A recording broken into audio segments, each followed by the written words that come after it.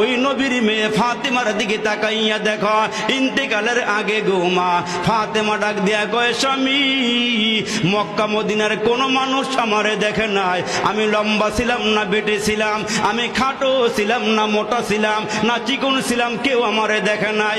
জীবদ্দশায় যেহেতু আমারে কেউ দেখে নাই, মরার পরেও যেন কেউ না দেখে আমারে, আমার লাশটা যেন দেইকা মন্তব্য করতে না পারে।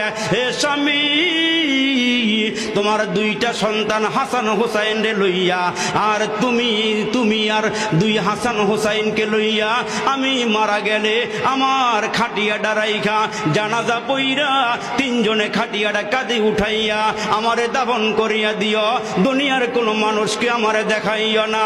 হযরতে আলী ডাক দিয়া কয়, ফাতেমা রে, খাটিয়া বহন করতে 4 জন লোক লাগে। কয় 4 জন লাগবে না, এ আমার স্বামী 3 জন হলেই চলবে। মুসলমান যেদিন ফাতেমা দুনিয়ার থেকে বিদায় হয়ে যায়, ইতিহাসটা অনেক লম্বা, ওই দিকে যাওয়ার সুযোগ আমার নাই। ওই ফাতেমা দুনিয়ার থেকে বিদায় হয়ে গেলে হযরতে আলী আল্লাহকে ডাক দিয়া কয়, মাওলা রে, ফাতেমা ওসিয়ত করিয়া গেছে যেন 3 জনে খাটটা বহন করে দাফন করিয়া আসি। এই খাটটা 3 জনে কেমনে নিয়ে যাব? হযরতে আলী হাসান হোসাইনকে নিয়ে বসিয়া আছে। ইন্দিমে টাইমে বাইরে নজর করিয়া দেখে হযরতে আবু যর গিফারি রাদিয়াল্লাহু তাআলা আনহু হযরতে আলীর ঘরের দিকে আসতেছে।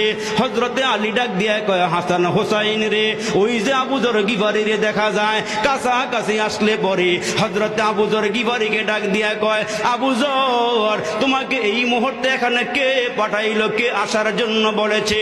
হযরতে আবু যর ডাক দিয়া কয়, আলী, রাতের বেলা আমি যখন ঘরে ঘুমাইয়া আছি, আমার নবী আমারে ডাক দিয়া কয়, আবু যর রে, রাতের বেলা হে আবু যর, দেরি কইরো না, ফাতেমা মারা যাবে, তার খাটটা বহন করার জন্য হাসান হোসাইন আর আলী ছাড়া আর কেউ না।